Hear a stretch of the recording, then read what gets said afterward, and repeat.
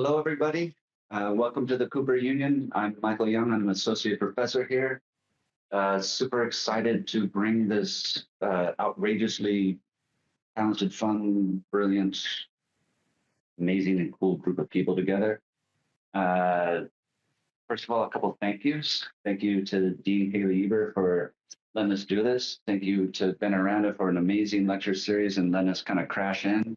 Thank you to Mauricio Viguera for all the work you do in making all of this happen week by week, day by day.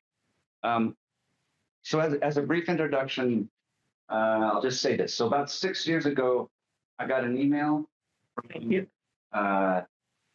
two Belgians, Riet Eeckhout and Arnaud Hendrickx. And it basically said something along the lines of this.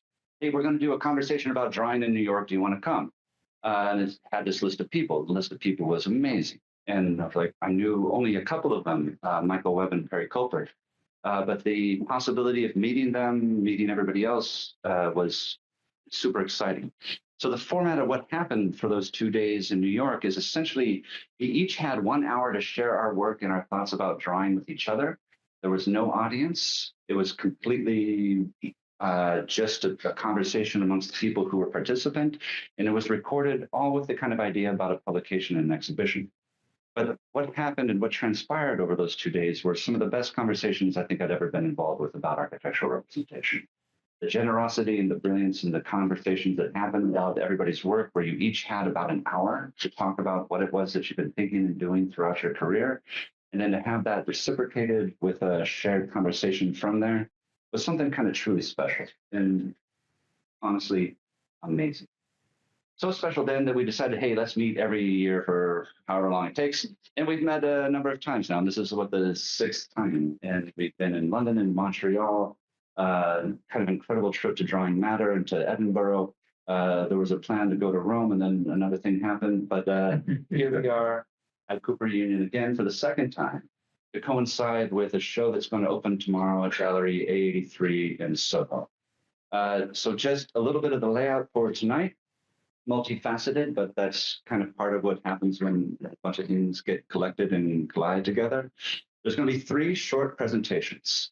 The first presentation is going to be from Claire Syme and Arnaud Hendrickx about the exhibition that's opening tomorrow and about the project of what it was that we decided to do to put on this exhibition that's going to open tomorrow. For those of you who have not been to A83, check it out. It's an amazing place for dozens of reasons and a super special contribution to the city at this moment in time. Following Arnaud and Clara will be Mark Dorrian and Ashley Simone speaking about a publication that's collecting the work that we've been doing in different ways coming up in the next year.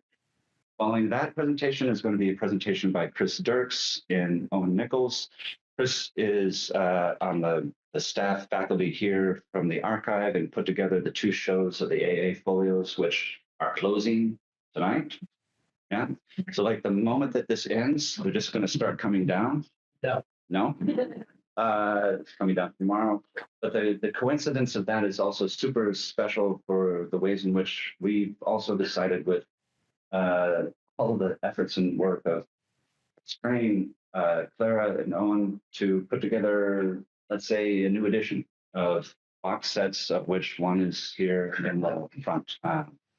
So there's going to be another sort of iteration to this world of folios. And then following that, there's a roundtable discussion. All the people here, all the things that kind of cook up, all the questions and thoughts you guys may have. There'll be a kind of ring of slides kind of rolling through, with which we'll stop whenever we need to stop to talk about specific things. But everybody's here, and we'll have a conversation, I guess, until we've got to be out of here at 8:30. So lots to do, and without further ado, Riet Eeckhout to tell us a little bit about whatever this collective is that we are all. Thank you.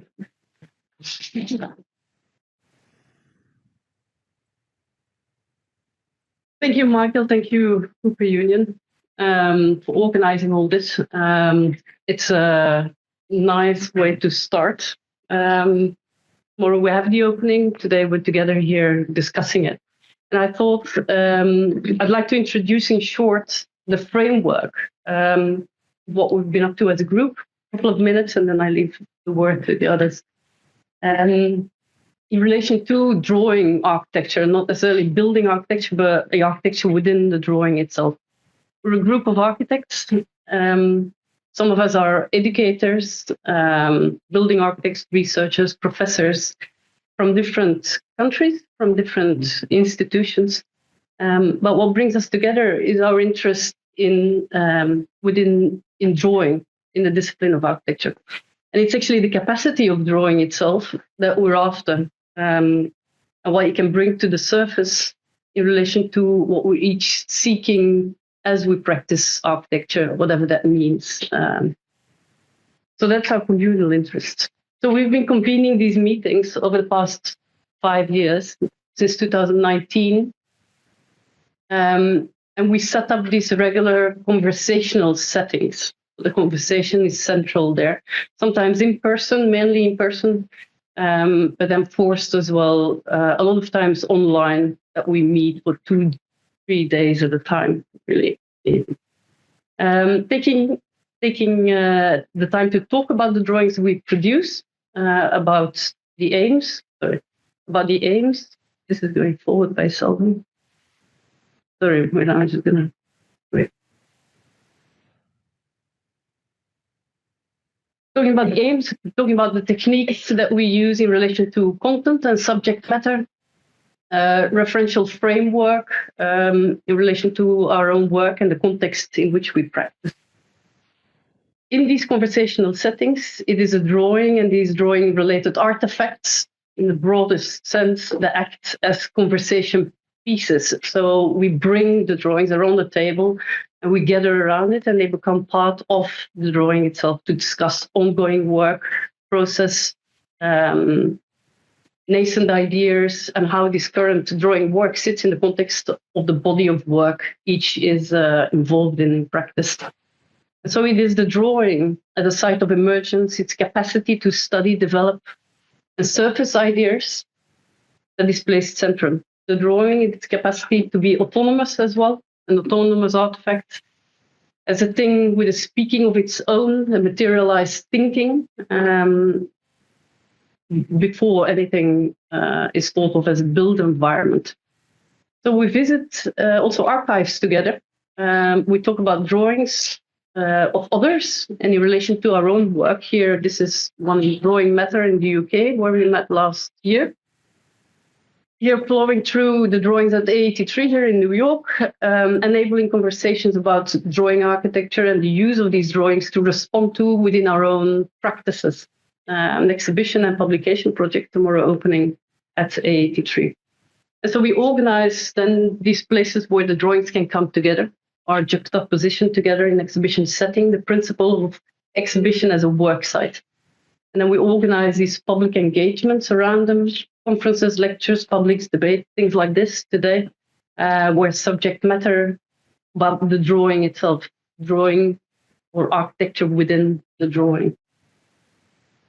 These closed symposiums, meetings were recorded. They led to structuring these conversations into a book, Drawing Architecture Conversations on Contemporary Practice in 2022, where we edited the key fragments of these conversational fragments and expanded on phrases and language we actually use individually each in our practice as we try to talk about the drawing. Then there's yet another layer of reflection. By inviting other architects and theoreticians to reflect and write about recent producers. So there's another circle of reflection that goes around it. This one was Radical Architectural Drawing 2022. That came out, special edition of AD on the project, which was guest edited by Neil Spiller, who unfortunately couldn't be here. And so these type of drawings are instrumental to understand the expanded field of the drawing, the operative capacity of the drawing itself, the use of drawing-related artifacts, the expanded picture plane, digital contemporary technologies, drawing machines, even, etc., can give rise to procedure that, as Nat states, don't necessarily look like architectural drawings. They don't even look like acts of drawings sometimes, but they extend the ways that might produce kinds of drawings, elaborating on disciplinary considerations. And so these type of drawings are instrumental for us to understand intuitive and reflective heuristics of spatial practice, understanding the embodied skills, technical means by which we work, conceptual tactics. All these practices implement when drawing. The drawings are instrumental to understand artifactual agency in the drawing itself, manifested by its presence, the experience of the drawing. These drawings are instrumental in their in-process status of a larger body of work on the way to something else. And the work substantiates this particular knowledge, which is sometimes difficult to access the epistemic artifact, to be sensed, experienced, and questioned there and then. This is why we bring the drawings to digital. So it's within this unpicking of these methods that we, past 5 years, through conversations, the role of productive resistance that stands central in the conversation as we speak to one another about it, allowing each drafter as well to articulate methodical and technical means by which they operate. And so the drawings are instrumental to understand visual literacy. How do we read drawings? The reading of visual information forms a crucial tool in understanding this intertwined relationship between technical means, the way one does something, the way one draws, and subject matter that is addressed with it. And I'm going to give the word. Yes.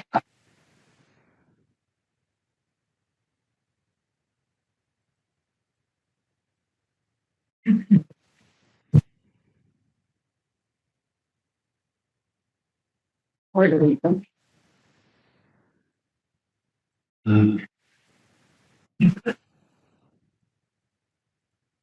It's just continue. Yes. Oh, sorry.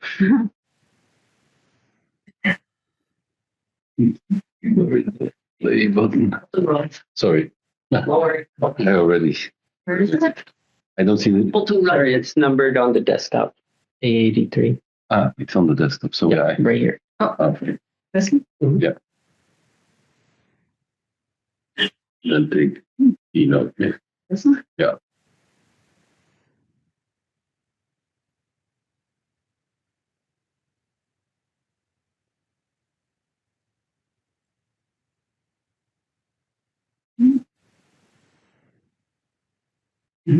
Later. All right. Sorry. Thank you, everybody. I'm Clara. I run A83 with Owen, and we have also been teaching a seminar here at Kulper for the last 2 years. It's been amazing to get to know the school, and thank you, Michael, for including us in this group too. Arnaud and I worked on the exhibition design amongst a lot of other people, but we were sort of the coordinators of it. Yeah, Arnaud. Yes. Yeah. It's very nice to be here, and one of the perks of being in this project is that you meet a lot of nice people. I've made a lot of very interesting content, so that's amazing. Another thing is if you work with a lot of people, sometimes it's chaotic a little bit. So this is for me also first to talk about something that is still under construction. So in that sense, these pictures I have been, so the lecture is not so well prepared in the sense that we try to document an ongoing process. The first part will be now to talk a little bit about the scenography of the exhibition. That's what happened before we talked about it. There was this part of the research, let's say on drawing, where every drafter was looking at their own practice, and to some degree, this was in Montreal a sort of a final point in this stage, moving to a sort of a continuation of the same method, but also a sort of a interest to somehow challenge the conversations a little bit with also exterior historical documents or other kinds of documents. So that's why we were very happy that we were able to collaborate with A83. And so here I give us a short sketch of how meeting nice people is and competent people is a very a luxury. In that sense that I'm from Belgium, and Clara was so nice to ask me to assist her in the scenography of the exhibition. It's what I like to do, and so I showed a reference that I thought was interesting for myself, because it was about screen printing on felt that we did once for an exhibition where we had one backdrop that was somehow a stage to design. Then we also talked about how some kind of interesting armatures could be from technical drawing machines or from drawing tables, could be elements that could be on this landscape. So that's here the reference of Albini from Genova, from the museum, another of his work. So these two things, they just simply happen to pass in the conversation. And suddenly, a few days later, Clara sent this wonderful drawing where she proposed felt with armatures and You named it. Apertures and armatures. Sorry, these glasses. It's always happening when you're on a holiday. So sorry for that. It doesn't want to be slapstick, but it's becoming slapstick. So in that sense, I was just surprised. So in this sense, I thought we should go for this, but then practical things happen, but many important things stay. So in that sense, the idea of think about the armature as an object making connections, and the idea of replacing the felt maybe with cardboard, with gray board. And so in that sense, Clara did an amazing job in starting to custom design all kinds of small devices, 3D print them. So like all their work, it's always handmade. It's always in a certain sense crafted, or so these things that you, in one way or another, could also imagine that somewhere they exist, but there's a new twist to them. They get glued onto this gray board, becoming a sort of a way of an armature that has some kind of identity, I think. And then, am I going too far? I'll take over. Yeah.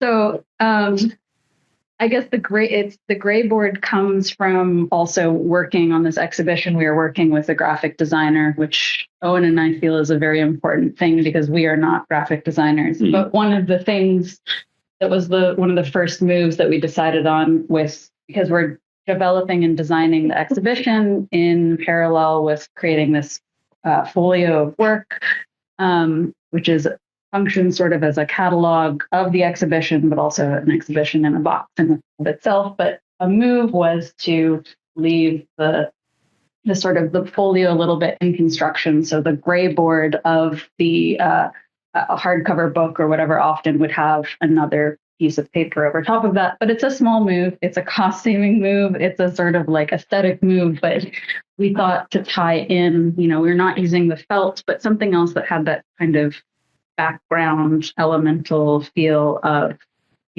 a sort of neutrality. So we started to incorporate the gray board, and it started to become useful in other ways to produce pedestals. You see Mark West. Yeah, this is Mark West. You have to see it in person as well. It's some of the only content we have in the slideshow, actually. It's all gray board. It's all gray board. It's an abstract exhibition. Minimal. But that the gray board, along with the 3D printed parts, along with the choice of half-inch diameter aluminum tube had a kind of flexibility in terms of creating a system that could adjust to all of the different kinds of drawings, the different sizes, the different lighting conditions they needed. We have some that are embossed that need to be lit from an angle. We have others that have phosphorescent pigment included in the ink, which need a black light. So there's lots of different lighting requirements as well. And so this is kind of another example of component, which is not fully wired yet, but in progress. I went too far. If you want to continue. I can go for it. So this is the thing that we're developing in parallel to the exhibition design and where the gray board comes from. And something else that was a challenge, which I feel like doesn't normally, I don't know if it's a normal part of exhibition design, but we sort of had to come up with the naming and the title for the group that refused to name itself, which was a challenge because how do you kind of be specific without the specificity of a formal name? And so that came into play with the development of the box set because we actually had to tell the graphic designer what to write on the box. Yes, I push the button. Yeah, you can go. Once again, there was this simple, like one reference that I was amazed that Clara came up with it because it's a record from the 70s and I liked it a lot. It's Strawberry Bristles' the second annual report, which was their first record. And so that was a really interesting strategy. I thought that went well with the exhibition. So in that sense, we also had like the drawing group didn't have a name, so it was good to think about the activity more and highlight the activity. So we thought that the name of the exhibition, that it would be good to call it the 6th somewhat annual meeting, which refers to this playfulness in a sense, but also to the rigor. It's already 6 times that we managed to come together, which is not always easy, and we didn't count the online one. So in that sense, it's already the 8th.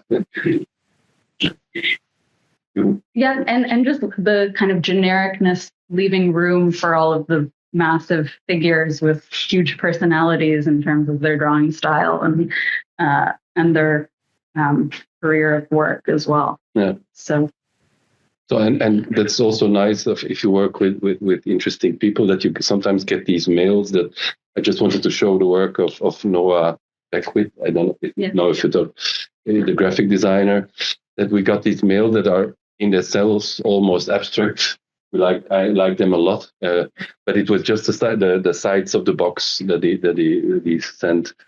So and here's the real thing, the thing that's better, but for the people further away, there's small animation that Clara made.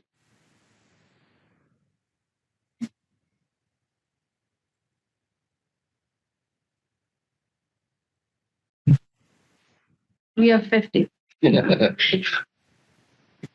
So it's still in progress.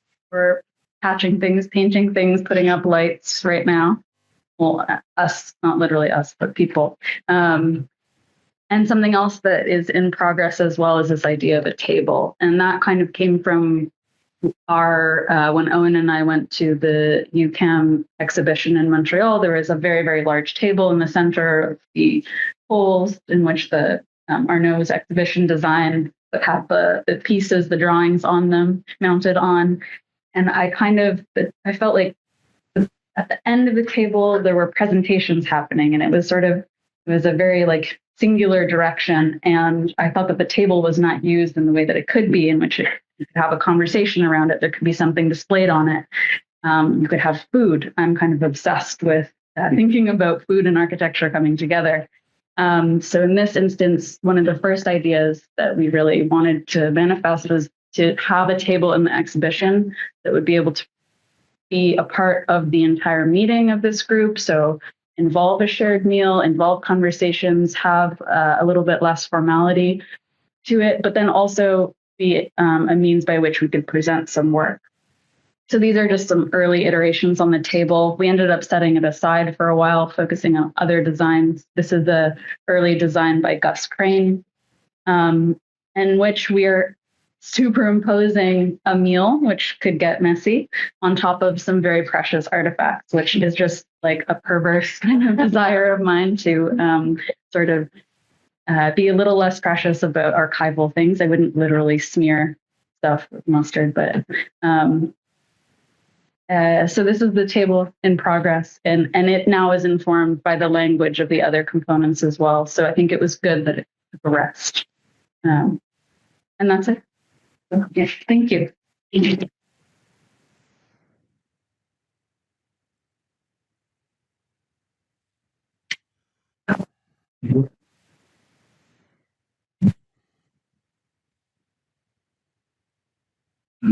should be covered this. Oh, I think it got put in there, no? Oh, yeah.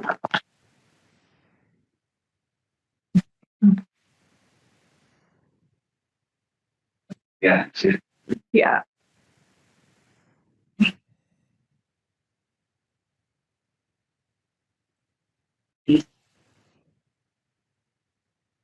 So I'll start. I'm Ashley Simone. I'm the editorial director of Axiomatic Editions, and also AD, which Mark will talk a little bit more about the AD issue that will stem from this print or the printed matter that you'll see in the exhibition tomorrow. So in addition to being the editorial director of Axiomatic and AD, I am a professor at Pratt Institute, and I got involved with the drawing group after I spent about 10 years teaching drawing there at Pratt. And it was when I was writing for the Lovelace Woods AD under Neil Spiller, who was part of this group, but not with us tonight. He pulled me in to moderate a talk here at Kulper with the unnamed drawing architecture group. I'm excited to see that there's now a name.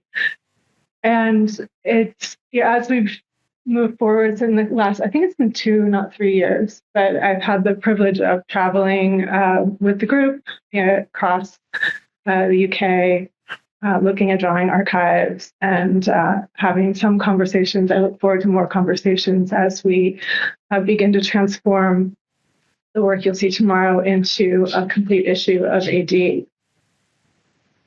So I'm speaking about AD, and most of you are probably familiar with it being published by Wiley. It was just this year, 2025, Axiomatic Editions, which is an imprint of Oro Editions that I'm running. We're based in New York, and we will be publishing AD. We will release 3 issues this year. The last one will be the one on these print works. And I just want to talk a little bit about AD, and what the new vision is through some of the issues that we plan to release in the next couple of years. So most of you are probably familiar with AD. It covers the discipline working across demographic, geographic, social, political, historic, theoretical, and technical boundaries. AD is a global publication, a pluralistic mix of cultures and approaches. It's been at the forefront in exploring the major technologies and ideas that have impacted on architecture and design in the last 60 years, such as megastructure, high-tech, postmodernism, deconstruction, cyberspace, digital fabrication, parametricism, environmentalism, social issues, synthetic biology, and issues of representation, such as the one that we will work on with the drawing group. So as we move forward with this new publishing adventure, we'll continue to relish this important experimental and polemical role, and hopefully be building our network around the world.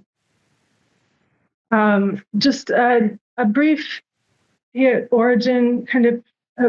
Well, I guess Monica is not the original editor, but she's the one that I became most familiar with. She began editing in the 40s and went through 75, working with several technical editors underneath her. One of those was Kenneth Frampton, who really brought me in contact with AG when I was a student a couple decades ago.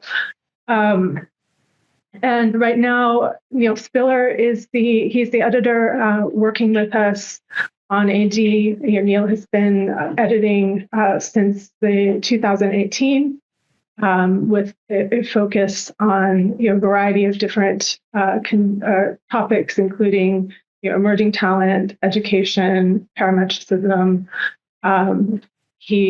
He initiated the Lebbeus Woods drawing issue that came out, which many of the people sitting here participated in, and also was able to tease out his interest in surrealism and his discourse and research on that through issues such as the allegorical machine, which you see at the bottom right there.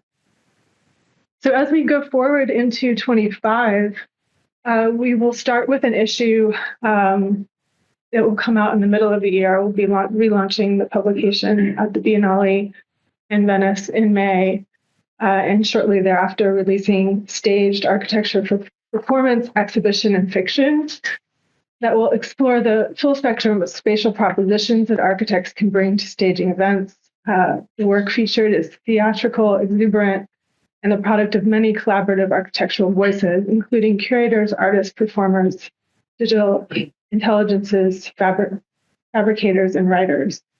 The second issue will be Architects and Furniture, expected in August or September, and it will look at furniture as an augmentation of architect-designed environments, contributing to the holistic ambience of space and displaying the microcosms of architects' preoccupations with material palettes, haptic sensitivities, and structural invention.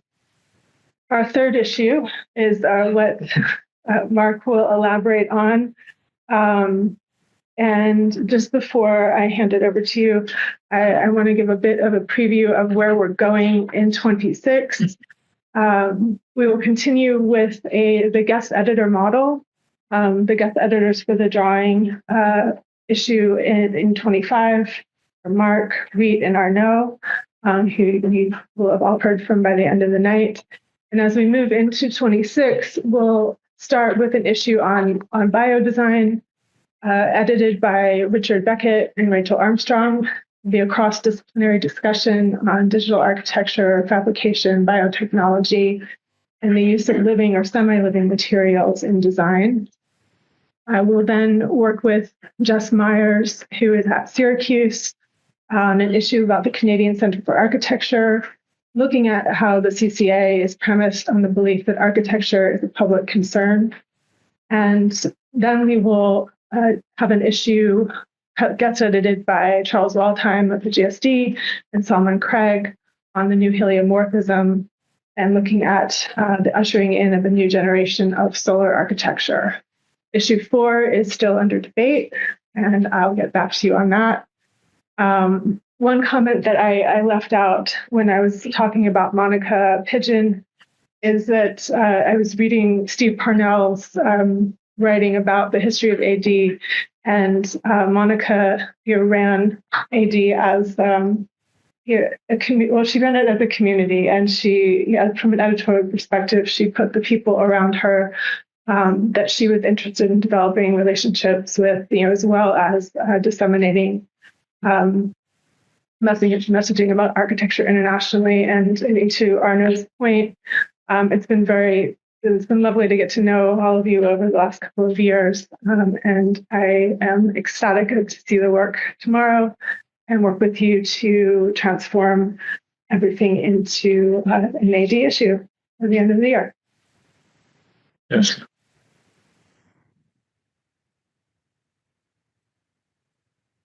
Yeah, thank you, Ashley. Thank you, everybody, and Michael for the arranging this tonight. So it's wonderful. AD is a journal with a really incredible history, and it's really great that it has a new home here. So it was about a year and a half ago, I think, that Owen and Clara at A83 invited us to look into the archive, to explore the archive with a view to selecting material from it and producing a body of new work that responded to that. And I suppose the work is developed really through a set of different kinds of encounters with printed artifacts. These are often very complex things. They're not, they don't involve just the image of the print, as it were, but they're, dense material things that have often passed in particular ways down through the various adventures they've had to arrive in the archive, and they're marked in all kinds of suggestive and sort of extraordinary ways. So the way that people have responded to this has developed, through different courses as the work has moved forward. Some of the work has become very specifically connected to these objects within the archive. Others, moved away from that a little bit, but they're all, thinking about print technologies and sort of forms of mediation they produce and kinds of transformation of the drawing. The new AD is going to document this. It's going to be comprised of a series of articles or presentations which look at each of these projects through a varied collection of writers, some of whom are very experienced and well-known, others are younger authors. So I think it's going to be a very sort of interesting and diverse collection from that point of view. I thought, perhaps something I could do here was just to maybe outline some of the ideas or questions that emerged from me anyway, thinking about the work and seeing it develop. I think these are certainly not exhaustive in relation to the way writers will approach the work, but there are perhaps some concerns or some ideas that would be in play. So I think certainly one aspect of this is the whole question of the archive and the archive as kind of living presence as well. I mean, ways it can be activated, interpreted, and can come alive. So I think something that's very exciting about the invitation was that it was it invited a kind of open-ended engagement with materials. It was a kind of generous invitation to think with these things, and some of the I think one of the things that we enjoyed very much exploring when we were first in A3 were the various ways of looking at the materials. So you saw, I think Riet showed a photograph of Perry examining the texture of a print through a magnifying device. Another aspect, I think, of the modes in which archival material can be worked with and can be worked upon, and I think often in non-normative ways, which are actually led or suggested by the mediating powers of the artifacts themselves. So there can sometimes be a kind of shock of encounter with certain things where, we may be familiar with them through forms of reproduction or publication, but they often have a very different material presence. It suggests a different kind of response to them, or suggests other kinds of response to them than we had imagined in advance. And I think in the exhibition, the modes of response are they're focused around the production of new kind of printed material, but they also quite often involve three-dimensional work, other kinds of three-dimensional work, and other kinds of material responses.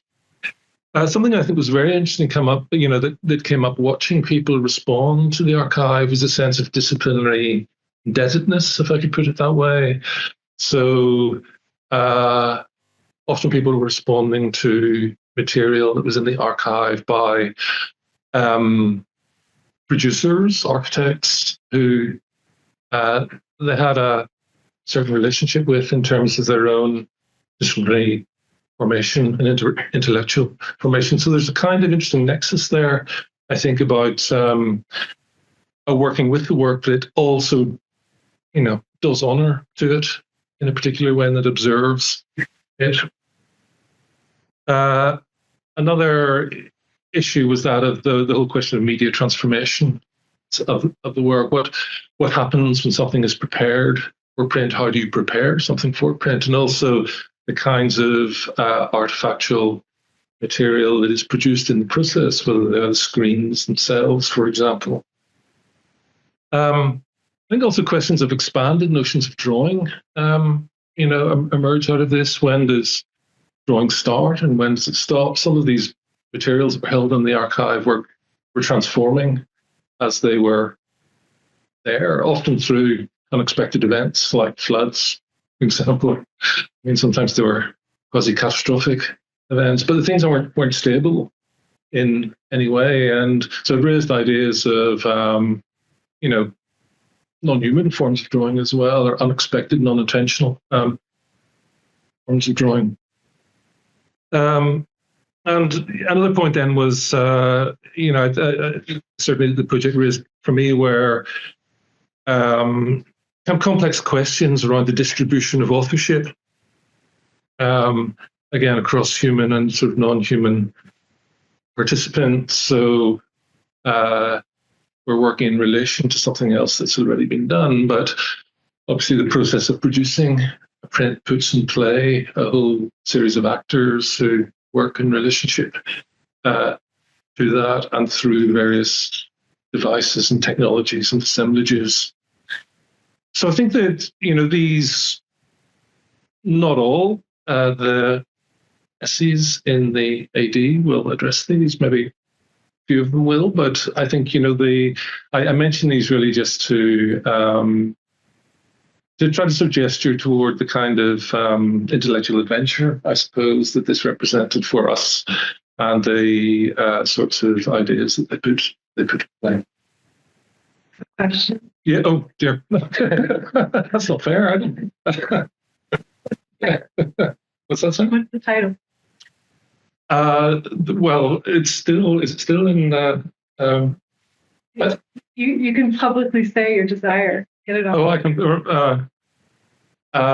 Well, my desire is that it might be titled Printworks with subtitled Artifacts and Agencies. But we'll see how that works out. Yeah. What's the methodology, Mark?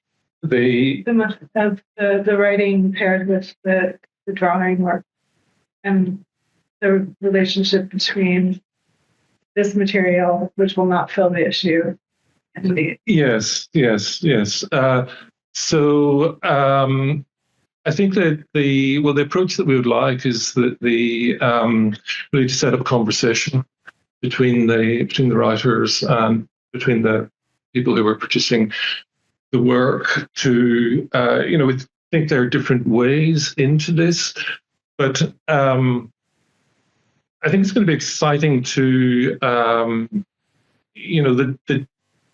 it's not simply a presentation of the finished artifacts, as it were. That that there will be I think we have an allowance of 8 images for each of the essays in each of the presentations in the collection, and that we're hoping that the selection of the images is going to come out of the kind of dialogue that develops between the writer and the producer. So in the same way, in a sense that there was the thing emerges out of a dialogue between the between the archetype, the drawer, and the material in the archive, then that sort of expands to encompass or to engage the writer as well. Thank you. Thanks.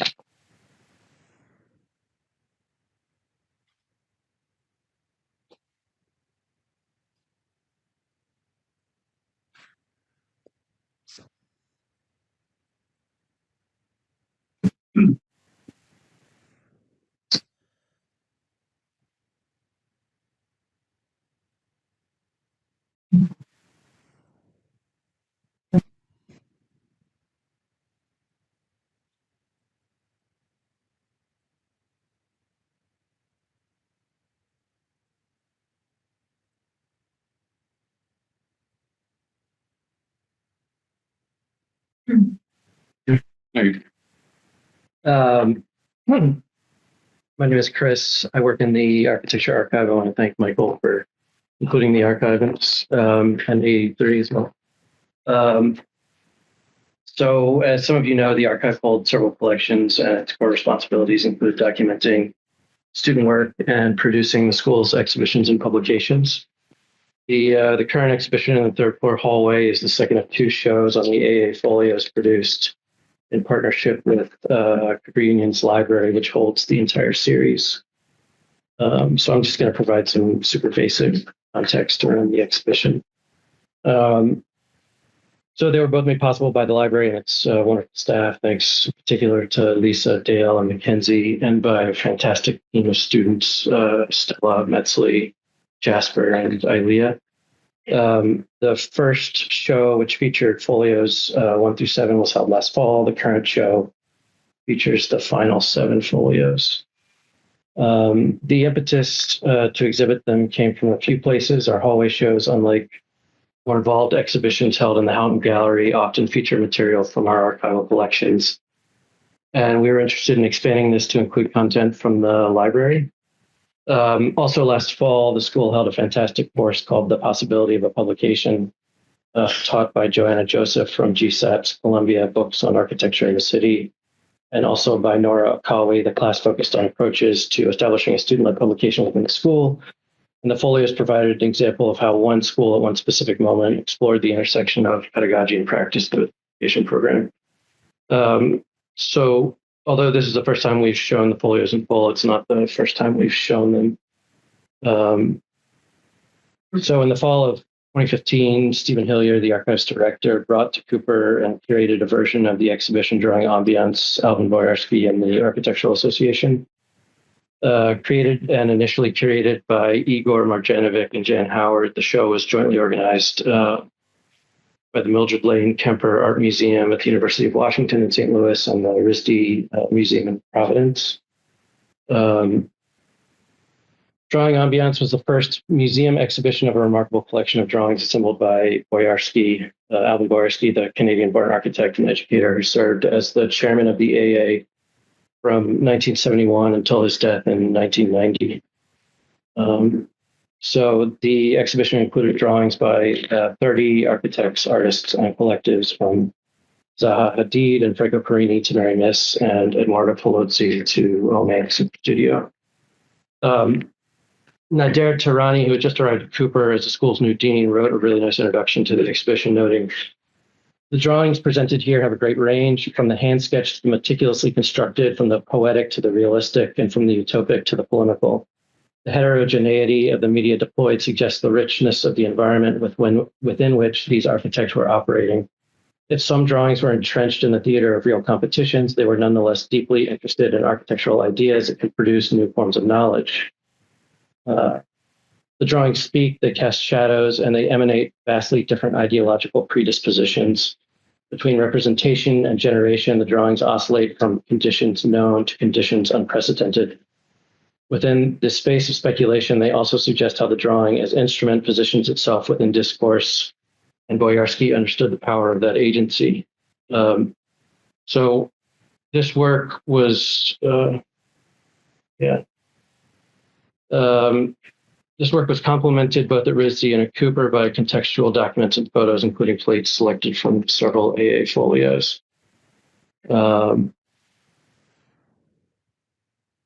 overlap between Boyarsky's collection and the folios presents their shared origin in the expansive program of exhibitions and publications he initiated in the 1970s. By the 1980s, the AA was producing several exhibitions each year. In 1987, it cranked out an astonishing 13 shows, as well as 7 distinct publication series, not including the AA files. Long out of print and often difficult to find, the folios were issued from 1983 to 1991 and remain among the most influential of these publication projects.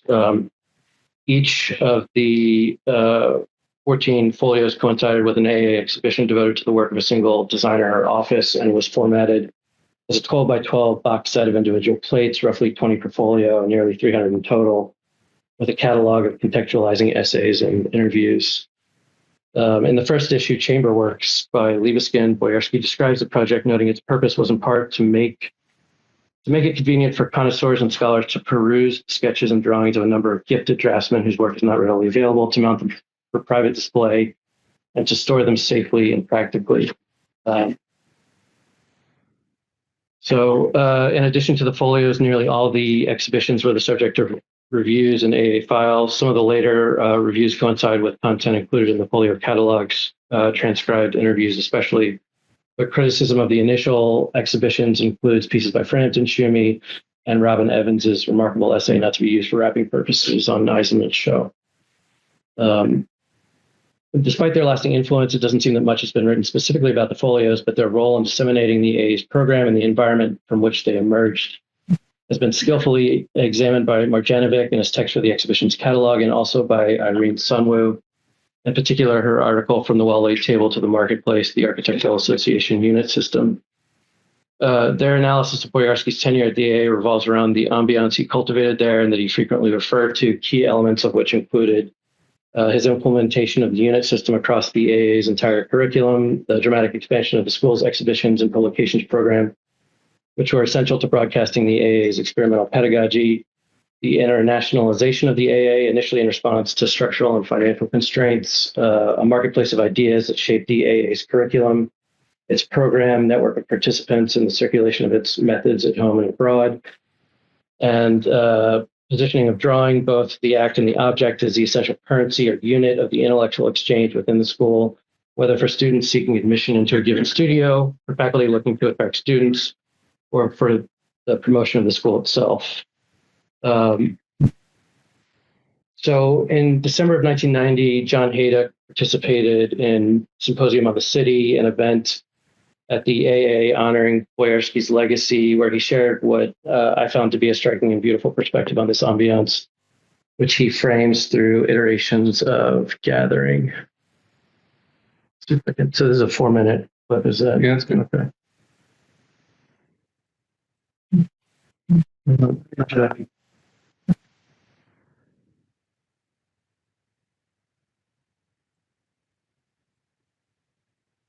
Well,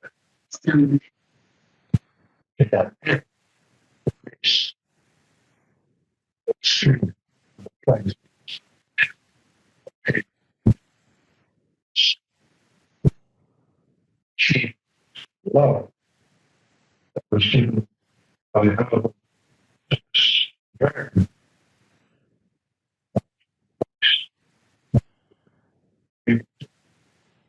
understand.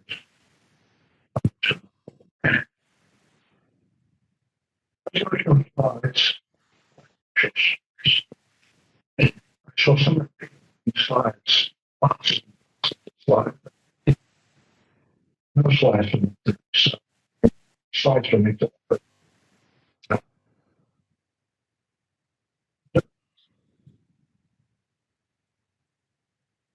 oh, articles, one was peace. Always peace. And looked in the dictionary.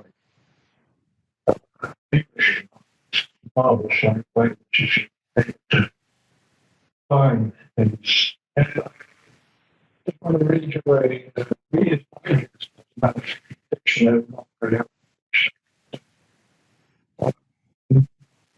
yeah. galleries bring together in one place or group to accumulate, to bring together presentation, harvest, structure, or to collect by picking out some to select, five to accumulate, gain, six, plan, or illustrate, gather, one, seven, into and store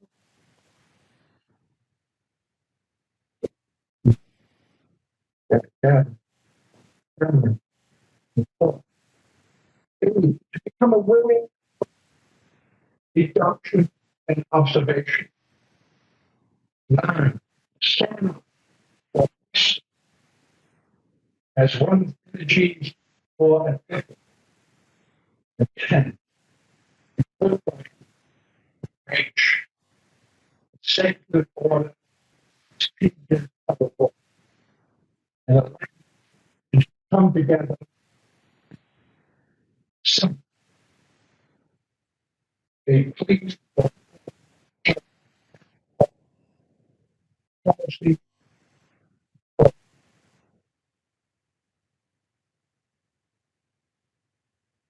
gathered. If I look at the word, I look at the word smooth, I'm over somehow steadfast. You don't want the words.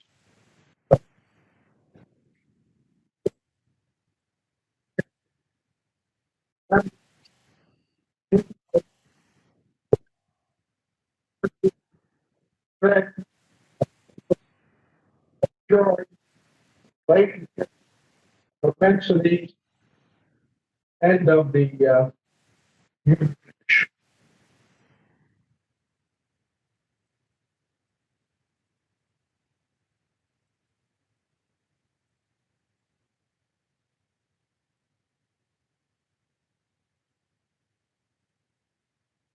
Yeah, thanks, Chris. Yeah, I think that was incredibly appropriate clip to play. I think not only because of Hendrickx's relationship to this place, the AA Folios exhibition, and what we're trying to do now. But this idea about gathering and Boyarsky at the AA was a very small school, like it's a couple of buildings, but it tries to be very ambitious and have an international audience and attract international architects and produce a kind of rigorous culture of architecture education. But they couldn't really do that with the real estate that they had. They didn't even have enough space for the students that they wanted to have. So Boyarsky at a certain point eliminated most of the studio spaces within the school. So students just did not work at the school. And school was essentially turned into a series of exhibition galleries. It became a place of gathering. That's like the thing that it did. And the media that the school produced, the folios, the other publications, became a kind of a way of broadcasting the work that was happening from the school to a much, much wider audience. The folios themselves are super special. I also find it really curious that not many people have written seriously about it as a series. Each individual exhibition had text associated with it, but it wasn't the series. I don't think has been appreciated as much as it really should be. But it's truly a gift. Not only is it kind of wrapped as a gift, but it's an exhibition in a box that can exist elsewhere, not just in the space where the exhibition took place to begin with. So I think that's really nice. to broadcast work to new audiences and to a broader audience. This is what we try to do at A83 as well. It's in our mission statement. The first exhibition that we had after restarting the operation was during the pandemic. It was in summer of 2020. And the exhibition was called Working Remotely. It was asking people to submit work that they had been working on over the pandemic. It may have been a personal project, a project that's for a client or whatever, just a way of kind of sharing things. Instead of doing what other venues were doing, kind of Zoom tours and things like that, virtual exhibitions, we decided to give people the option of attending remotely, which was us sending them the prints that were made for the exhibition in a box to their house so they could have the exhibition in their living room if they wanted to. I grew up with these folios, but that wasn't really in our mind when we were thinking about that. It was just a way of sharing the work that that people couldn't, physically get to. So we're trying to do a similar thing now. We'd like to continue the AA Folios series. We just love the idea of it. It's an exhibition in the box, this kind of like generous gift. It's not a financially viable operation at all, and almost bankrupt the school of AA in general. But it's just it created kind of market and like a community of people who can collect drawings. You can have and appreciate architectural drawing. And it's not, it also integrates printmaking and making multiples. We are lucky to have the ability to produce the work in the place that we are, that we're in. So this folio was produced in the basement. The work in the exhibition, for the most part, was produced in the basement. So I think we should continue doing this. So I don't have slides also need it. But I have the box, and people are free to come down and look at the box. Pretty nice. And that's basically all I have. I do really want to thank Michael, Haley, Chris, the entire group, Ashley as well. It's been fantastic. But the people at the Cooper Union in general, the people at the Cooper Union have been incredibly helpful. There are several people who couldn't make it to this talk tonight because they're literally in the gallery working, and we need to thank them. So Kyle, Leo, Archie, Thea, Gabby, Sophia, Evan, Jasper, Esther, and most importantly, maybe Gus Crane, who is instrumental in what we do at A83 and our design firm Chibernuni as well. He produced, with me most of the work in the show. It's really a big effort to put this together. Now I think that we do the roundtable.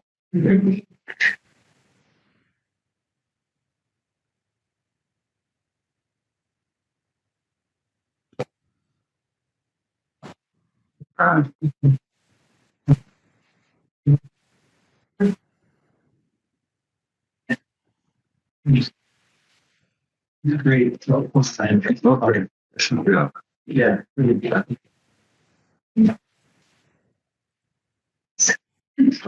All right. So, by the way, Owen Nichols, Riet Eeckhout, Son, Arnaud Hendrickx, Smout, Dorrian, Adrian Hawker, Shaun Murray, Nat Chard, CJ, Chris Dierks, Simone is here. Natalija Subotincic, I get so close. No, Subotincic. One of these days. So it's not the first time, not the last time. And Mark West. That's easy. So the hope here is this is going to loop, and We have this group together, things to talk about. At any moment, we can stop aside if there's something somebody wants to say, hey. But exhibition in a box. A83 is not only a gallery, it is a print shop and an archive. And maybe this should have been said just up front immediately, and it was alluded to, Mark alluded to it in very direct ways with the future issue that's going to come out. But in so many of the conversations that we had in all of our discussions, there was other work that was referenced, that was touchstones in ways in which we began to think about influence, histories, and techniques and methods of producing architectural representation. And so when we went into the archive, they have all the weird off prints, misprints, bad prints, test prints of things that make up what it becomes that is the famous drawings that they then are known for. So the morphosis drawings, the drawings from from Peter Eisman, from Michael Graves, from Venturi Scott Brown. I mean, if you go through their archive, they got it all there, but they got the process, and the process is very material based, and it's very kind of intense as an object. So the idea with this new exhibition that's going to open tomorrow is that actually everybody would pull something from the archive and use it as a base material to begin to screw with in the production of new representations. Some are very kind of tight into it. Others go like all over the place and go to somewhere else, which is fine. It's great. That's what it should do. And so to have it be this exhibition about the things that were in that archive that are in the basement, but that then are going to be produced in the basement by the people who run the gallery. So these guys made all the stuff that's in the gallery. With this group of people that's been having conversations about the ways in which legacies and histories can move and all these kind of possibilities, this seemed like just too cool. And to have it be the night that is the ending of this exhibition, which as a gallery in a box is something that was influential to all of us in different ways throughout our histories, just seemed like an alignment that was fortuitous. So maybe as a point of conversation to start, and since we just ended with the discussion of what's in the hallway in the AA box set, there's, let's say, a kind of 50-50 balance here from people from London, England, Scotland, who were there at the AA in London or at the Bartlett at that period of time when these boxes were produced. I want to actually ask our friends from the UK, what did they mean to you? How were they received? What were they in terms of part of a discussion and a conversation? And how has their legacy, or if their legacy kind of continues to resonate through the discussions on representation within London and within the schools that you teach? Sound like a fair thing to start with?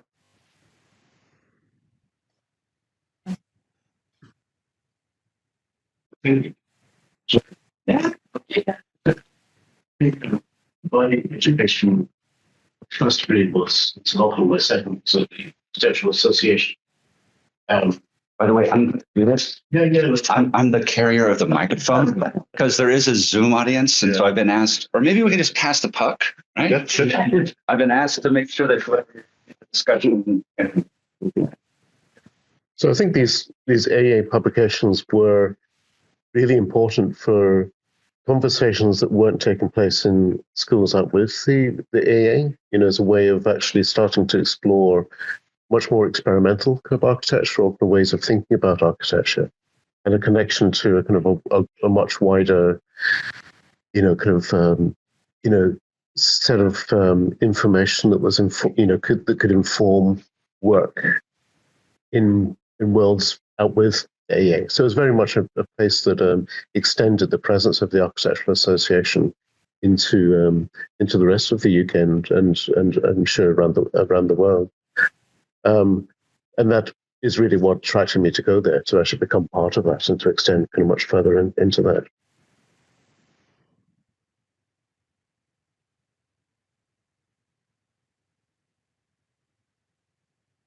Somebody? CJ, you're at the time. You just passed the bucket to me. Is that right? I was very fortunate to be at the AA at the times when Alvin produced all the folios. I was a student there at the time, and to me, the folios were the Pandora box, the wardrobe that we could actually open into, the whole world that we could admire. Remember, there was no internet. We need to contextualize this as well, because there was no internet, there's no website, you cannot Google somebody's image, you cannot actually Pinterest it, and so forth. So the things that the only source of inspiration from an exhibition or that was happening were these boxes, and they were amazing. I think, the first one was Hadid's box that was produced at that time, and then they got more ambitious by the time they got to Eiserman's box, and it became this sort of much more 2.5 dimension, I would say, by that time. So I think, to me, that it was an incredible endeavor and innovation that Alvin created to share that wonder, to share that magic moment of an exhibition if you haven't seen it, but also to keep that memory.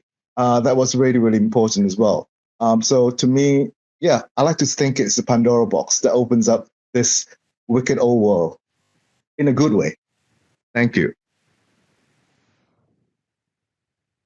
Oh, I didn't go to the AA, but when I graduated, I went to after work. I would go to more lectures at the AA than I probably went to when I was a student, because there's an extraordinary number of people coming through, giving fantastic lectures, and I think that the range of publications were really very strategic in developing the culture of the school. That's a sort of just a balance of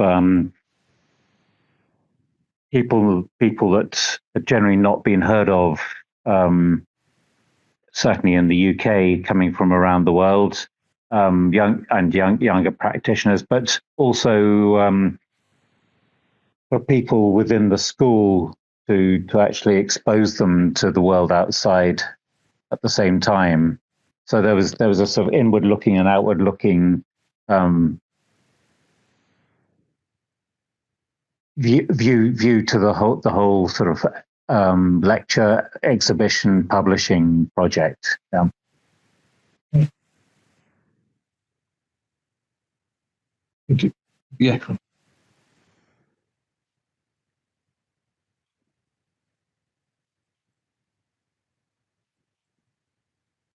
Okay, they're back. Fantastic. I didn't go to the AA. Well, I did go, but I got thrown out because I didn't pay. That was the end of my first year.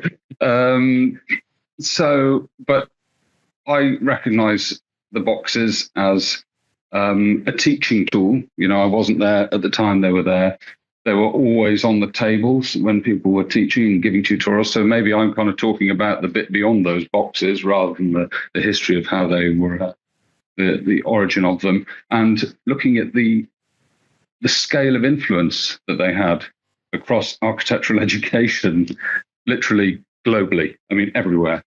They would be, and you would recognise the kind of motifs. There was something, when I used to look through them, students used to look through them. There's something to revere, but also something to sort of influence you, and also something to copy. To be honest, lots of that stuff. And they were exhibitions in a box. There were things that you could have out. There was some status associated to them in the fact that they were presented as very precious items.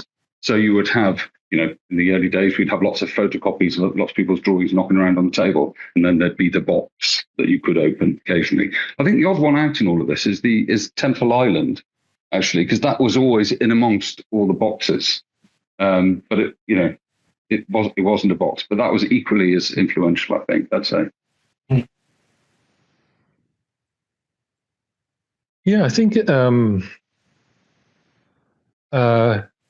they were mostly black. I mean, the boxes were mostly black, and it's kind of interesting the intensity of the color here, which marks it as something a little bit different. But I think the blackness was important in a way to the experience of opening the boxes and finding your way through them. They were Dennis Crompton was really sort of key to the publications at the AA, and I think it was very, the square format was, it was very unusual to find architectural drawings in a square format. They looked like LPs. They looked like they had the 12-inch kind of box set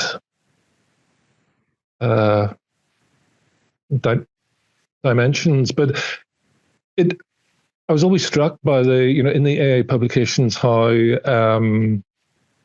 drawings that often came differently formatted then reappeared within the square format of the box. So if you look at although the Salter MacDonald's book wasn't a box set, but it's really interesting looking at the kind of the way those drawings are organized on the original sheets. They're really, really tightly drawn in relationship to one another, and the kind of space that they get in the in the publication is really very, very different from the way that they were originally drawn. Again, I think the Takamatsu box, which is outside, is a really sort of good example of that as well. Just the kind of presence that they get within the space of the square frame. And I think the blackness of the box and the sort of discovery of this space in the interior was quite an important part of the experience of that.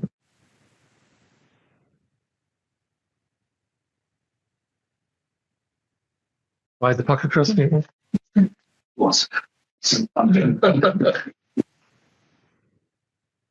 don't know if this is actually amplifying the voice or not. It's not casting out. Oh, I see. Okay. That's it. This is everybody here hopefully can hear us here. I went to school in Canada at Carleton University, and many Cooper graduates came up and taught there. So I had several Cooper grads who were my teachers at Carleton.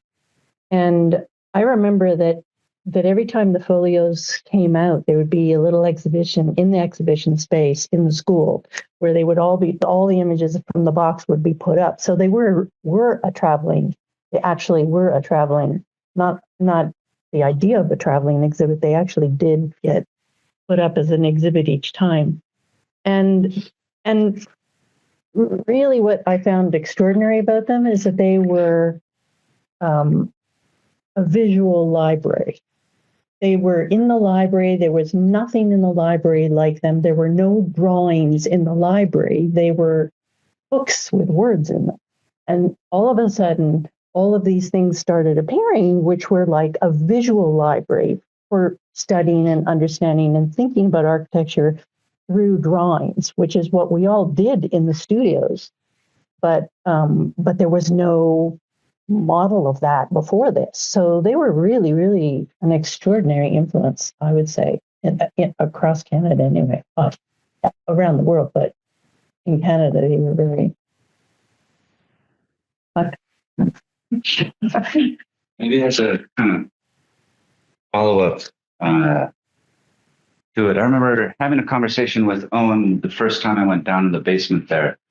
Father John had done all this screen printing and various experiments with different technologies of essentially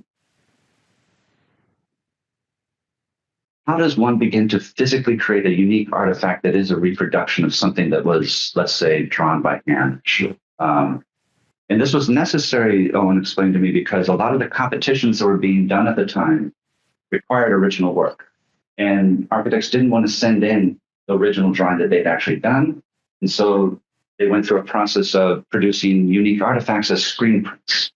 And so in that, there's also this sort of amazing conundrum because the screen print is also there to make something that is reproducible and repeatable. And so you have the unique artifact that is made for reproducibility, but it is unique because of the ways in which each one has to be unique due to materiality of paper, color pigment as ink, as a physical chemical interaction, and the ways in which that then led to experiments within screen printing, which ended up in many cases actually being the original work as a creative addition to that which was the initial design drawn by lines or ink or on mylar pencil.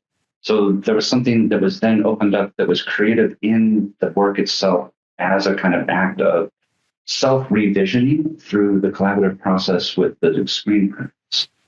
I think that's kind of like an amazing thing for us to think about within architectural representation. We talk about often, different sort of dichotomies that are actually maybe false dichotomies, because part of what we're all doing, I think, at a certain level, it's not a question between analog and digital.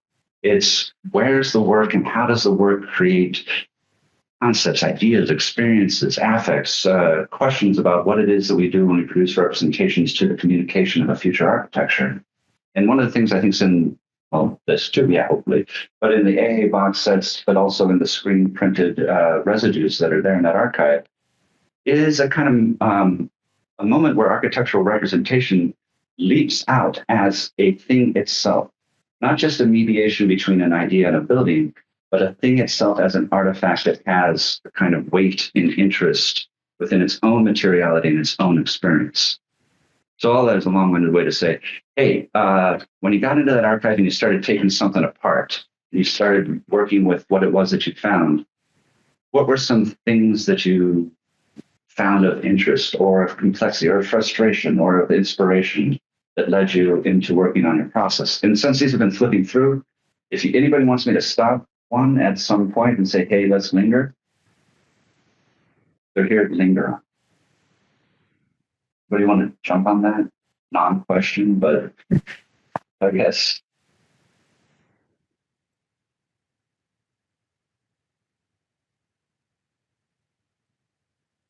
How about Shaun Murray?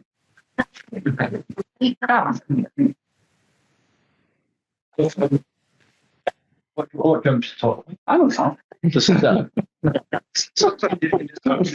I can talk about random stuff. Yeah.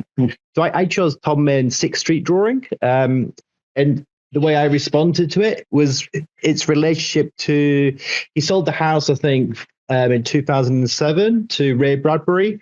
Oh no, he went to move to Ray Bradbury's house and he did a whole redevelopment there.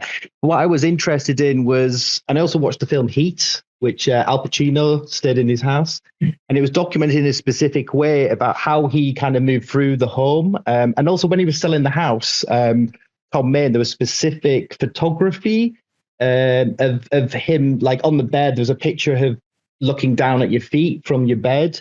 And it was in there, a picture was in the headboard, I think, of the feet. And then there was the bathroom set up. And essentially, if you've seen the drawing, it's an interlocking of a series of about, 13 elements, almost like a Jenga puzzle of pots. So I this is a field that I go dog walking with my mum and my sister. And this is not the field. This is a response to the field. And the way I saw it was this idea of revisiting a place many times, almost like as a routine or as a kind of a ritual. So I live in London, and then when I go up north, we always go for dog walks every day. And so this is so these are kind of, and what I related to is the book that I was interested in was called A New View Over Atlantis by John Mitchell. And essentially it's a rereading of kind of a druidic kind of landscape and these kind of forces in the landscape. So the marks on these here are just rubylith drawings, which are the layers. And they're linked to I did 15 years of kind of photography of the field at different times. And it was kind of a rereading of this kind of site, essentially, of a site that's forever changing. That's what I'm going to say at the moment. But so these are kind of like moments of like trigger moments of certain things happening, and that's kind of the collision of the layering, essentially, of them all coming together. Yeah. Thank you. I think you left out to us perhaps the most interesting way in which you interacted with the archive, and that you decided to work in rubylith, which is a technique that people did prior to being able to work digitally to create screen print separations. So the fact that you could, have complete control over your process and the production of the physical separations for the image in London, send those to us in the mail, and then, give us sort of examples, codes for airbrush colors that we would match the ink to, like, it produced a very, very different process of creating an image in print than anybody else in the group. And that, I think, maybe we're less interested in your response to Tom Main's Sixth Street House. We're more interested in your response to the materials of the history of the production of architectural images. Yeah, that was all about levels of communication in terms of trying to generate dialogue with someone who didn't really know, and trying to almost like hand over an idea of a building through a drawing, which you don't really know what's going to occur if you don't begin to kind of be on site all the time. And so I basically had a notational language. So I run a journal called Design Ecologies, and I've done that for about 15 years now. And I have like a practice. It's called Ecology, Notation, Instructional and Aesthetical Design.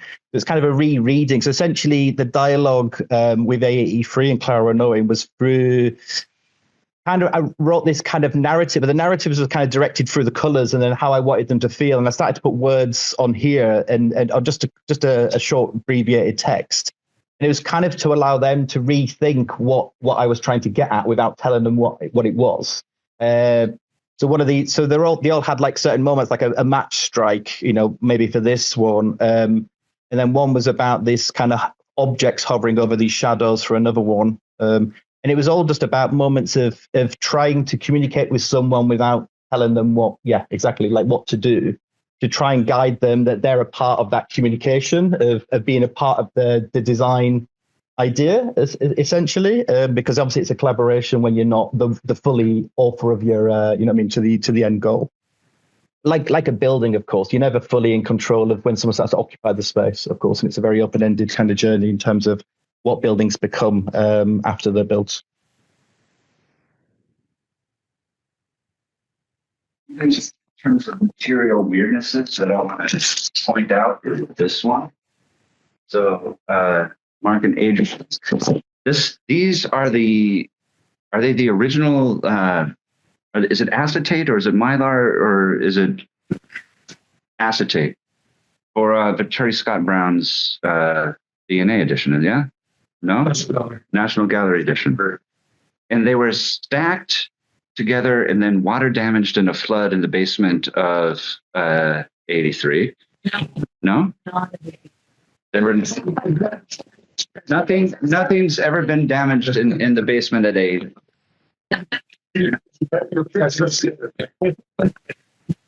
But I thought what was amazing is you guys took the actual physical object, which was like a kind of thick brick of lightedness, and maybe you guys should. We were carrying it back to Edinburgh. Our joked you're going to need to fill out an agricultural declaration to get this back through customs. We lived with this for a year, pretty much.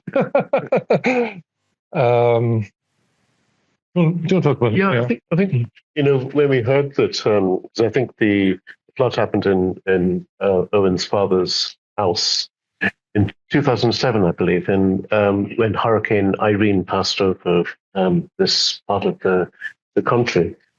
When we heard about the flood damage, I asked Owen if what's the worst damaged work that you maybe have in the archive, and you took me to this strange kind of back part of the archive where the materials like this exist. And I think something that's really interesting about it is that there is an abstraction. I think you saw it a bit in Shaun's work, where when you look at one layer separately, you don't really get the sense of the full picture. And so the separation process of screen printing already seems to kind of move away from the kind of direct representation of an architecture through the drawing. But what we have here is each of the separations that would be used to produce the competition drawings for the extension to the National Gallery in London by Venturi Scott Brown. But they're kind of matted together and welded together by this process of not only the flood, but I think piling many, many other drawings on top of it in an attempt to rescue the archive. And so there's a thickness to them, but also a thickness in terms of the representation, where the Venturi project has been lost and has become something else already. And so we were interested in a way in which we could then start to maybe cut into it, start to operate with it, start to treat it as a landscape that we could excavate or kind of fold or explore to create other kind of versions of this potential architecture that these drawings or these separations represented. The story grew legs, and we looked at the history of the National Archive, the National Gallery, and its 18 rooms that were created by Venturi to house the Renaissance collection of paintings. So we made 18 versions of potential unfolding of the Venturi fleece, as we often refer to it. And we looked at the paintings that were part of the original hang for the National Gallery in London, the Renaissance paintings, and started to work with both strips of textures and certain objects that were incidental objects within the paintings as a way of creating a frame to look at these new unfolded versions of the kind of Venturi kind of work. And we became interested in materializing them and working them up into something which was much more three-dimensional and actually became quite architectural in its own right, used through the carving of oak and the casting of bronze and the use of steel in the fabrication of the pieces. Just a big thank you to Richard Collins here, who's sitting in the gives away of Richard, who did the fabrication of this for us. But the frames, I mean, it was an idea of turning the articulated surface of the frames vertically instead of outward, so that whenever one looked down onto the light boxes, one was looking through this highly kind of modulated terrain. So if you go one back, Michael, so you see there in the top. So the little piece that's bouncing on the armature is one of the objects that's extracted from the painting that we were working with. It's cast as a little bronze element that sits on top. Some of you might have read recently that they were demolishing the Sainsbury extension is being redeveloped at the moment, and the builders were demolishing one of the artificial or the non-load bearing columns in the entrance hall, and they find a letter in it from Lord Sainsbury, who funded the building, saying, if you find this, you must be demolishing the column, and I congratulate you on this because I never approved of the column in the first place. So during construction, he had dropped a little note into the kind of future destroyers of the building.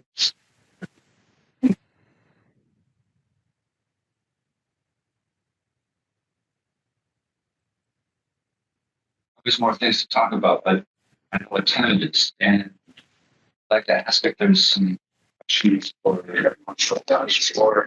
that we can start going into our thing and asking each other about each other.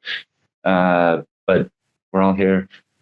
Any thoughts? Anything anybody wants to ask to the crew?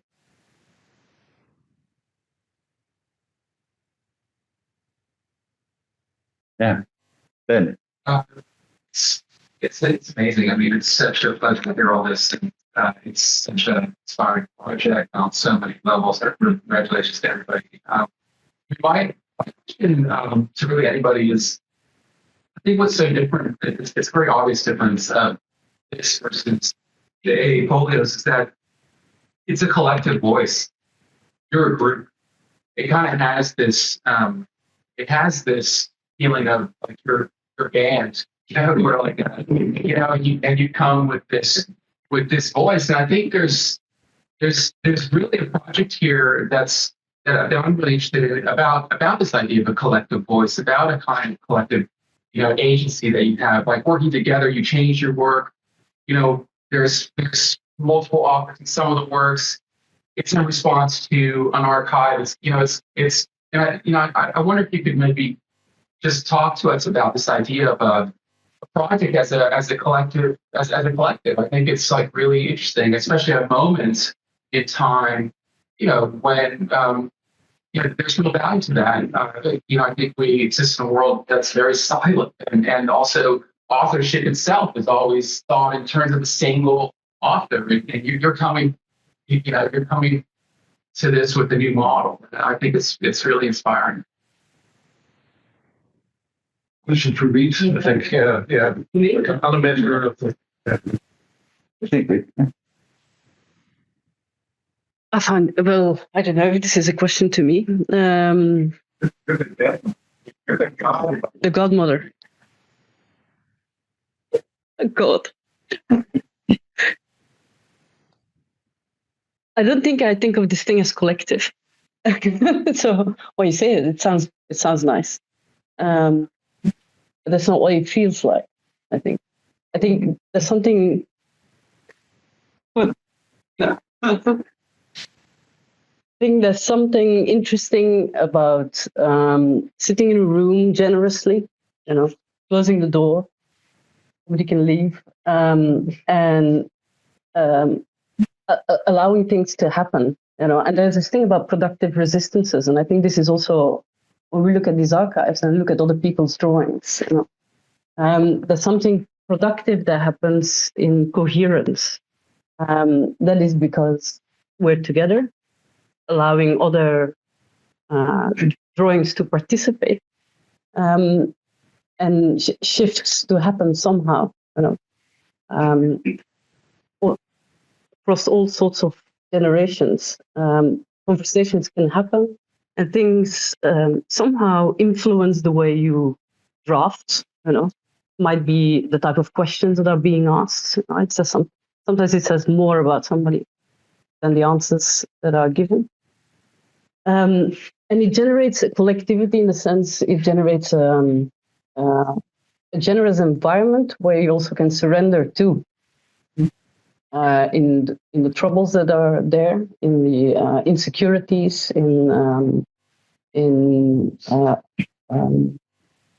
allowing things to filter in and to be reinterpreted, to open up to different ways of thinking about things.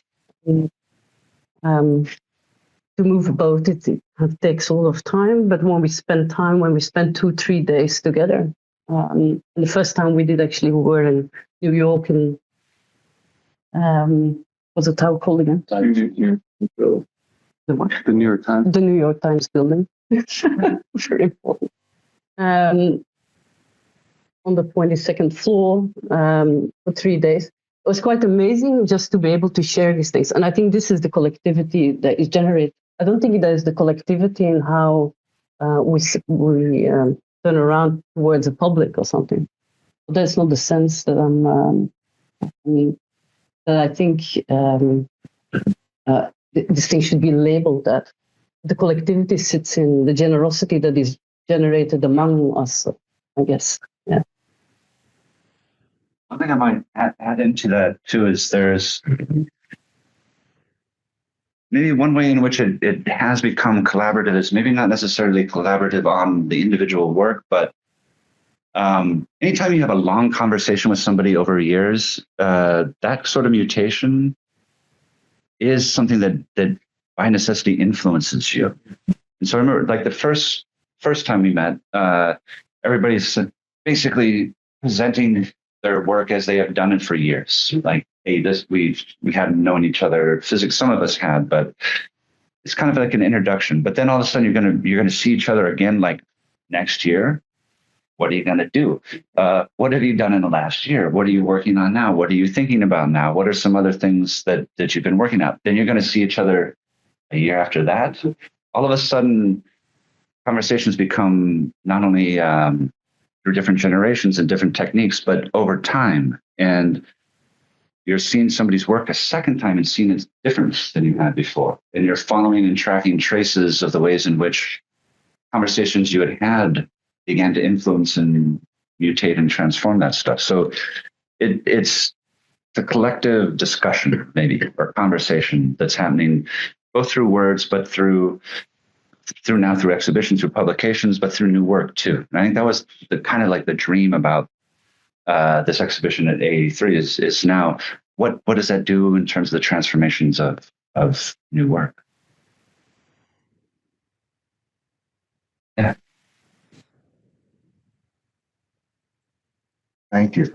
I just want to add that from my observations over the different meetings, and also from my personal experience in working on this, I think it's really the starring role here in all this is not so much me or us. It is actually the A83 archives, and also the Guardian, as in Clara, Owen, Gus, the whole team there. They actually, and I really enjoy that process very much, because the things that, in the way that for my piece, when I was looking into it, I was very conscious that I'm only the bit part player. I'm only the supporting role, and that it is about celebrating A83 and its archive and all the kind of wonderful things that is recorded from the past, the different generations of work that has been printed and processed. And so that is very exciting for me as a designer, which is not about me for a change, because usually when you're a designer, it's all about me and my idea, and my voice is all right, everything else. And here, I think in most cases, we are all very sensitive towards and respectful towards the work and the archive itself. And I think that when you see the work, or maybe if it's explained further, you will see that we have been very careful, and we want to pay tribute in a way to the archive itself, which is absolutely fascinating, to the gallery, to all the equipment that made magic.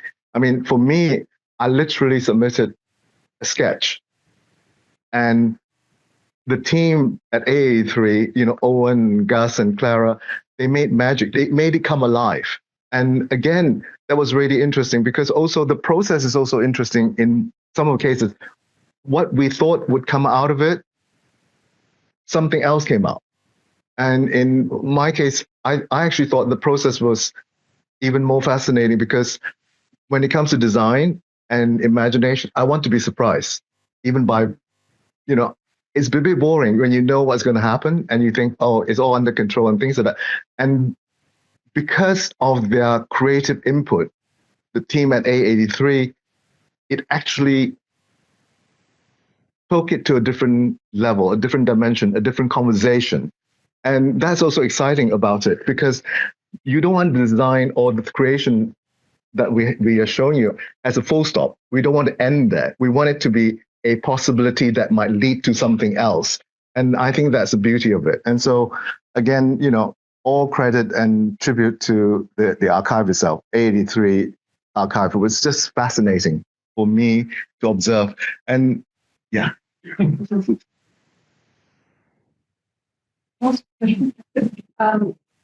Thank you again. This absolutely incredible conversation and the work. And just flipping through the drawings, looking at them on screen, exceptional. But yeah, when you actually flip through them, they have this tactility and materiality. And the question is, some of them are on Mylar, some on tray, some of them on boss, some of them are two-sided. How does the content inform the decision around the medium and how you choose that? Maybe you could say something about that process. And how do you reproduce it actually when you're going to reprint these in the journal or the publication? How do you carry through the different qualities of the medium, the content is? Yeah, I think that the decision on the substrate. I just say this too. Everybody can flip through this on their way out. Yeah. You should. The decision on the substrate was related mostly to the different authors' drawing practices. So Riet, it draws, has a very rigorous drawing practice, always on Mylar, always on frosted Mylar, and is drawing on both sides, and is drawing with white on Mylar, those kinds of things. And the works that were produced for the box set and for the exhibition, for the most part for the exhibition, were kind of, they weren't reproductions, so they weren't meant to be reproductions. They were, new works that were produced with the medium in mind, but we carried through certain kind of material qualities of the other, the rest of their drawing practices. So for Riet's, it's on frosted Mylar. For Shaun Murray's, it's on completely clear acrylic. In the exhibition in the box set, it's on vellum. For Metis, which is Mark Dorrian and Adrian Hawker, it's on vellum as well, and pretty both sides, trying to get the quality of the sort of rusty, moldy stain of the yeah.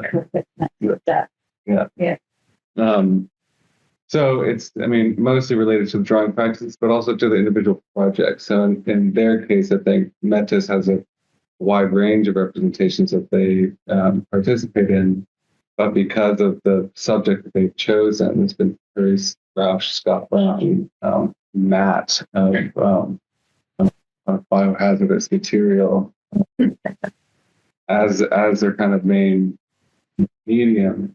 In a way that informed the way in which we what to print on. In terms of the translation, it is a trade publication.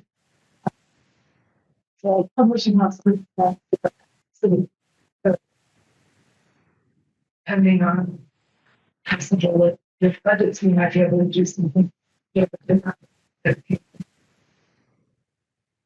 Here, AG coming under axiomatic, and axiomatic is a name I selected because it was meaning of the object being self-evident. So there's an interest on my part in that having our publications extend that, and I think certainly there's different treatments we can do on the type paper that we print on. So maybe that's conversations with and some testing in terms of repeating prison stages. One thing that's on my mind is the format. The portrait rectangle and square drawings, the limitation that creates in terms of how we reproduce that. One thing that I be doing in the new issues of AD is introducing a lay flat binding condition. So that could help with cross gutter orientation. But we have to get in there. I have to see how many subscriptions I can get in the next 6 to 9 months, and maybe we'll have amazing budgets. I wanted to throw one other thing about the material practice that's been kind of amazing over the past couple of years. Going to people's houses, right? Going to Mark and Nada's house, going to Mark and Laura's house, going to Adrian's house, going to the house of A83. There's something in also realizing the material spaces of where one works and how one works within a kind of an office, a studio, a setup. And that whole thing is also kind of, I think, a fantastic and fascinating thing to think about. It's you really see the people and the ways in which they work in their spaces, and it's kind of incredible. I mean, Mark and Laura have a woodshed, and I love the history of the woodshed. You go out to the woodshed, and you come back with Bebop, and look into what you guys got out there. And Elizabeth, you want to talk? Yeah, I have a question for the group that's not a collective, that doesn't have a name, that may or may not meet again. Do you see yourself as a closed system, or is it an open system? Will you draw in new protagonists, characters, players, fun people, new instruments?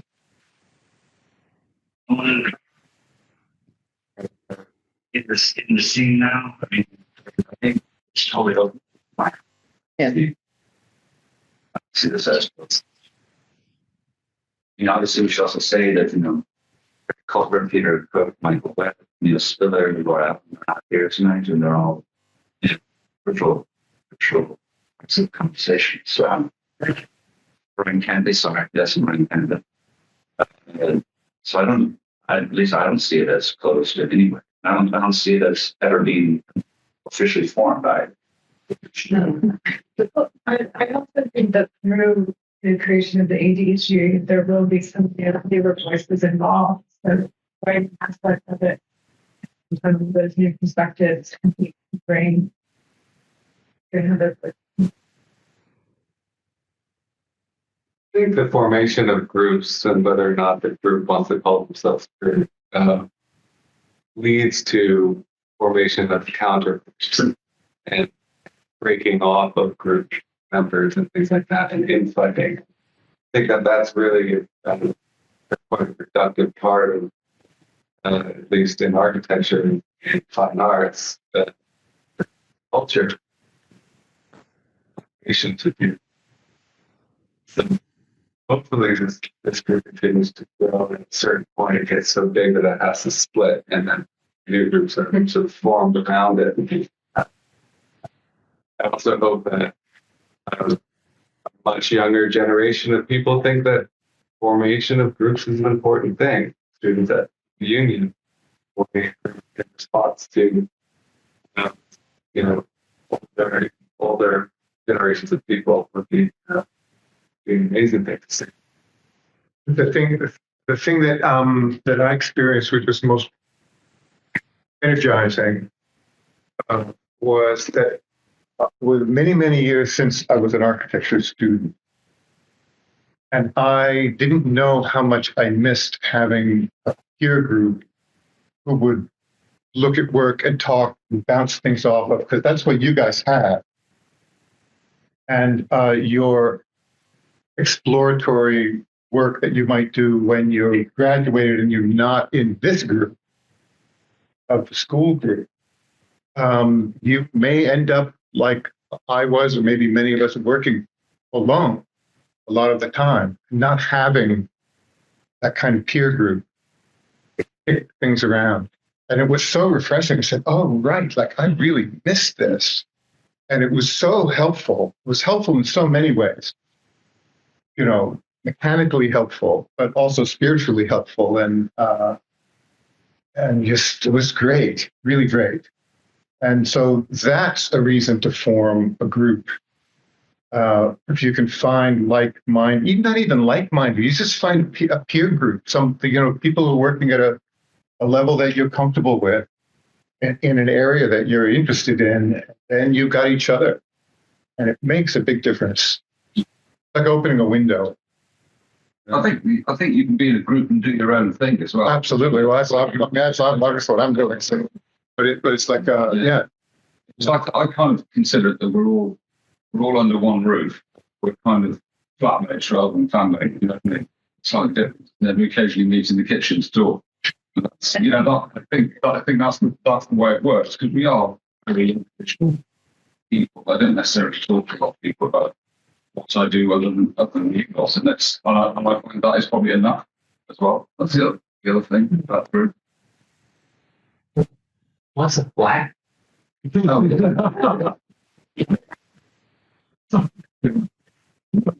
Micro apartment. Yeah. What's the plan of your apartment? kind of edging onto the time when we're supposed to be here. But any kind of final? I just want to say something, because kind of all due to be invited here that you're a group to speak, but just hearing the voice of Brad, class of '84, St. John Haydock, thank you for presenting that.